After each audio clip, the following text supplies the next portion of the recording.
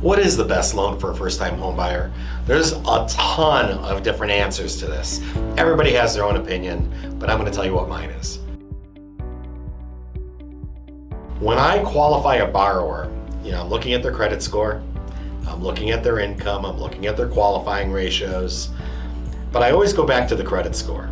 If the credit score is high enough, I love to put my clients into a first-time buyer program, conventional loan, 3% down.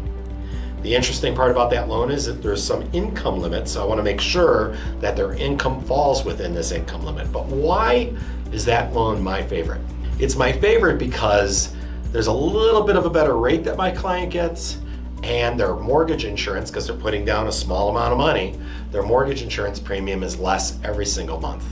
Those two things alone make that loan so much better than most other types of loans. So again, qualifying, talking to someone like myself who's knowledgeable in all the different loan programs out there will ensure that you as a client are given opportunities to get the best loan for whatever you're trying to do.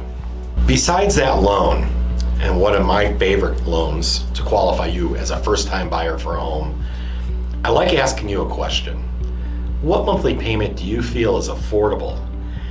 Now, a lot of people will tell you you qualify for this big home, $700,000 house. But when I calculate that payment, are you really gonna want that $700,000 home? Most people don't think, what can I qualify? What does my budget say that I could really afford each and every month? I love having that answer. So make sure you ask your loan officer or tell your loan officer, I could afford $2,700, not a penny more. Because we could calculate, well, what does that really buy you for a home? And that $2,700 should include your homeowner's insurance, your real estate taxes, and if you put a loan down payment, your mortgage insurance. If you're worried about qualifying for a loan, there's some real simple things that you need. The first thing, your paycheck stubs, as long as you're not self-employed. So if you have a job, you're getting paid every single week or a couple times a month, I need your last paycheck stub. Your W-2s. Typically, I only need 1 year. So in our case right now, 2020 would be the W-2 you would give me. So one pay stub, one W-2 from last year, your bank statements, because we want to know how much money you have in the bank for the down payment, and I pull your credit report. That's it. That's all you need to get the ball started in qualifying for a home loan.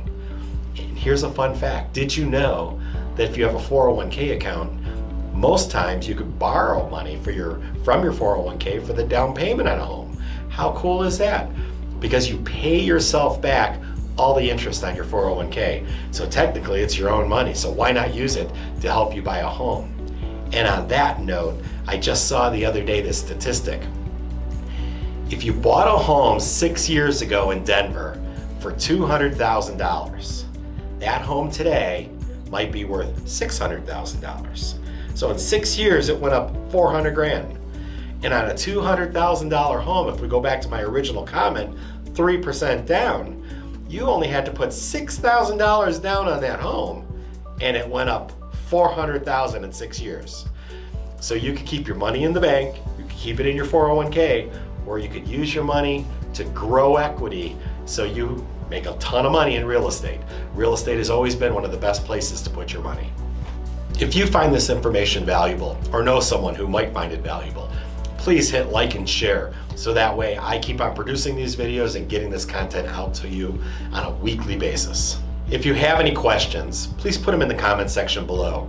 I'll go ahead and either call you back or shoot a video on what your question is so everybody could hear what the answer is to that question.